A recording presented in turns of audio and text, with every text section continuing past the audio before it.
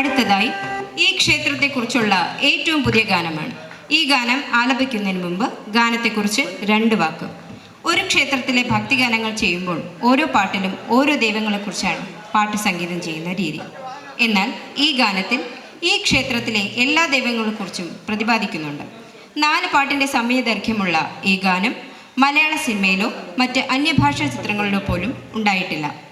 സംഗീതം കോരിച്ചൊരിയുന്ന മഴയായി പെയ്യുന്ന ഈ ഗാനത്തിൽ santoor, veena, sitar, violin, flute, guitar, bass guitar, chenda, mridangam, tabla, ഇടയ്ക്ക, തകിൽ, ചേങ്കില, ഗഞ്ചിറ, ഘടം, നാദസ്വരം, മുഖശങ്ക് എന്നിങ്ങനെ 44ഓളം സംഗീത ഉപകരണങ്ങളാണ് ഉപയോഗിച്ചിരിക്കുന്നത്. ഇത്രയും അധികം സംഗീത ഉപകരണങ്ങൾ ഉപയോഗിക്കുന്ന ഒരു ഗാനം ഇതാദ്യമായാണ്.